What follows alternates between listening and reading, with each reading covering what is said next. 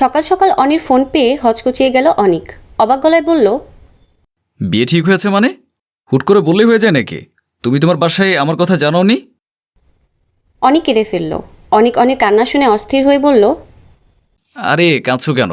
আচ্ছা আমি দেখছি কি করা যায়, তুমি কিছু চিন্তা করো না। অনিকের কথা শুনে আঁতকে উঠল অনি। সে তাড়াহুড়ো করে বলল, না না, তুমি বাবাকে কিছু বলবে না, বাবা খুব রাগী, আমাকে মেরেই ফেলবে। তাহলে আমি কি করব তুমিই বলে দাও, আমার মাথায় কিছু আসছে না। আমাদের হয়তো আর কিছুই করার নেই অনিক, বিয়ে ঠিক হয়ে গেছে। গতকাল রাতে এসে তারা আমাকে রিং পরিয়ে দিয়ে গেছে। আমি কিছুই করতে পারিনি। আমি তবু বাবাকে একবার বলে দেখব। তুমি আমাকে কথা দাও, তুমি উল্টোপাল্টে কিছু করবে না। অনিক মাথায় হাত দিয়ে দাঁড়িয়ে আছে। অনিকে ছাড়া সে একটা মুহূর্ত কল্পনা করতে পারে না। সেখানে অনির অন্য কোথাও বিয়ে হয়ে যাবে ভাবতেই তার মাথা ঘোরাচ্ছে। আমাকে ছেড়ে যাবে না তো অনি? আমি কিন্তু শেষ হয়ে যাব তোমাকে ছাড়া। অনিক কিছুটা দমে গেল।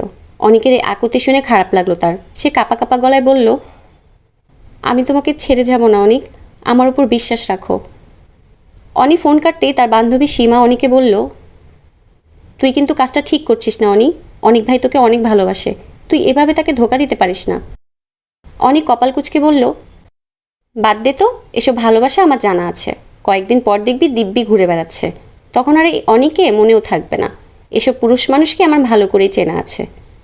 সীমা দীর্ঘশ্বাস ছেড়ে বলল, সব পুরুষ মানুষ কিন্তু এক হয় না অনি। অনিক ভাই তোকে সত্যি সত্যিই ভালোবাসে। আমি তার চোখে তোর জন্য ভালোবাসা দেখেছি। তুই এখন একটা মোহে আছিস, এই মোহ কেটে গেলে বুঝবি তুই কি হারিয়েছিস। অনিক বিরক্ত হয়ে উঠে চলে গেল। অনিক আর সে একই ভার্সিটিতে পড়ে। অনিক তার 2 বছরের সিনিয়র। অনিকের সাথে রিলেশনশিপটা সে নিজেই শুরু করেছিল, তবে সম্পর্ক নিয়ে অনিক কখনোই সিরিয়াস ছিল না। কিছুদিন আগেই এক কানাডা প্রবাসীর সাথে অনির বিয়ে ঠিক হয়েছে। ছেলে ভালো, দেখতেও খুব সুন্দর। বিয়ের পর অনিকে নিয়ে কানাডা চলে যাবে। আর এদিকে অনিক এখনও বেকার, পড়াশোনা শেষ করেনি। অনি এত বোকা নয় সে অনিককে বিয়ে করে নিজের জীবন নষ্ট করবে। সীমা দীর্ঘশ্বাস ফেলল। অনিকে বোঝানোর সাধ্য তার নেই। অনি ছোটবেলা থেকেই এমন।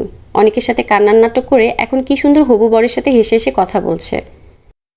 বিয়ের শপিং কবে করব আমরা? তুমি কবে করতে চাও? তুমি যেদিন বলবে সেদিনই যাব। অনেক খুশি হয়ে গেল। সে খুশি মনে আসাদের সাথে আলাপ করতে ব্যস্ত হয়ে গেল। অনেক পাগলের মতো অনির নাম্বারে কল দিয়ে যাচ্ছে। আজ কয়েকদিন অনি তার কল রিসিভ করছে না। মেসেজ দিয়েও কোনো লাভ হয়নি। অনির ফোন লাগাতার ওয়েটিং দেখাচ্ছে। অনেক নিজেকে সামলে রাখতে পারছে না। সে পাগলের মতো বারবার অনিকে কল করে যাচ্ছে। বারবার ফোন দেয় অনি বিরক্ত হয়ে ফোন রিসিভ করলো। ঝাঁঝালো গলায় বলল, কি ব্যাপার, অসভ্যের মতো এতবার কেন কল দিচ্ছ? কল রিসিভ করছি না দেখে বুঝতে পারছো না আমি ব্যস্ত আছি? অনেক নিজেকে সামলাতে পারল না। কান্না করতে করতে বলল, আমার সাথে এভাবে কথা বলো না অনি, আমি মরে যাব অনি। আমার নিজেকে পাগল পাগল লাগছে, দম বন্ধ হয়ে যাচ্ছে আমার। প্লিজ অনি, এতটা নিষ্ঠুর হইও না প্লিজ। অনি বিরক্ত হয়ে গেল। এদিকে আসাদ বারবার কল করে যাচ্ছে। অনি শক্ত গলায় বলল, দেখো অনিক, আমি আমার বাবার কাছে তোমার ব্যাপারে বলেছিলাম, বাবা কিছুতেই মানছেন না। আসাদ প্রতিষ্ঠিত ছেলে, ভালো চাকরি করে, বিয়ের পর আমাকেও কানাডায় নিয়ে যাবে। এদিকে তোমার এখনও পড়াশোনা শেষ হয়নি, চাকরি কবে পাবে তারও কোনো ঠিক নেই। বাবা কোন ভরসায় তোমার হাতে তুলে দেবে বলো? অনেক অশ্রুসিক্ত চোখে মলিন হাসল। শান্ত গলায় বলল, তুমিও কি তাই চাও অনি? আমি তোমার চাওয়া জানতে চাই। অনেক ইতস্তত গলায় বলল, আমি আমার বাবার অবাধ্য হতে পারবো না অনেক। বাবা ছাড়া আমার কেউ নেই। তুমি তো সবই জানো। আমি এখন বাবার অবাধ্য হলে বাবা সহ্য করতে পারবে না, মরে যাবে অনেক। তুমি আমাকে ক্ষমা করে দাও, আমার কিছু করার নেই। অনেক ক্ষোভ সামলাতে পারল না। সে চিৎকার করে বলল, প্রেম করার আগে বাবার অনুমতি নেওয়ার কথা মনে ছিল না? তখন নিয়েছিলে বাবার অনুমতি? আমি তো তোমার পেছনে যাইনি, তুমি ঘুরেছিলে আমার পেছনে। আমি চাইনি কোনো রিলেশনে যেতে, তুমি আমাকে জোর করেছ। তাহলে আজ এই কথা কেন বলছো? আমি তোমাকে কোনোদিনও ক্ষমা করব না। মনে রেখো অনি, তুমি আমাকে ঠকিয়েছ। তোমার এই ধোকার কথা সারা জীবন মনে রাখবো আমি। অনেক কল কেটে দিয়ে কান্নায় ভেঙে পড়ল। অনি নিজের কান থেকে ফোন সরিয়ে চুপ করে বসে রইল। অনেকের কথা তার কানে বাজছে, মনের মধ্যে খচখচ করছে। সীমা এসে অনেক কাঁধে হাত রেখে বলল, অনেক ভাই কষ্ট পেয়েছে অনি, তুই এরকম না করলেও পারতি। টাইম পাস করার জন্য কারো মন ভাঙা মোটেও সঠিক কাজ করিসনি। নির্দোষ মানুষের অভিশাপ বিফলে যায় না অনি, মানুষের হাহাকারকে ভয় কর। তুই এখান থেকে যা প্লিজ, আমাকে একটু একা থাকতে দে। একা থাকার অভ্যাস করে না অনি, কার ভাগ্যে কী আছে বলা তো যায় না। সীমা চলে গেল। অনির ফোনে বারবার কল করছে আসাদ। অনি মন খারাপ করে আসাদের কল রিসিভ করে কথা বলা শুরু করলো। অনির বিয়ে আসাদের সাথে বিনা ঝামেলায় মিটে গেলেও অনিকের জীবন ছন্নছাড়া হয়ে গেল। সারাক্ষণ নিজেকে একটা রুমে বন্দি করে রাখে সে। কারোর সাথে খুব একটা কথা বলে না, ঠিকমতো খাওয়া দাওয়া করে না, সারাক্ষণ আনমনে কিছু একটা ভাবতে থাকে। অনিকের মা ছেলের এই অবস্থা দেখে চিন্তায় পড়ে যায়। অনির বিয়ের পর সীমা একবার এসেছিল অনিকের বাসায়। তখন অবশ্য অনিক বাসায় ছিল না। সীমা নিজেকে অনিকের বন্ধু বলে পরিচয় দিয়েছিল। অনিকের মা তাই সীমাকেই কল করলো। আসসালামু আলাইকুম আন্টি, কেমন আছেন? ওয়ালাইকুম আসসালাম, আছি আলহামদুলিল্লাহ ভালো। তোমাদের কি খবর মা? আলহামদুলিল্লাহ। অনিকের মা কিছুটা ইতস্তত গলায় বলল, আসলে কিভাবে বলি, তুমি কিছু মনে করো না মা। অনেক ইদানিং কেমন যেন হয়ে যাচ্ছে, পড়াশোনায় মন নেই, সারাক্ষণ চুপচাপ থাকে, ঠিকমতো খাওয়া দাওয়া করে না।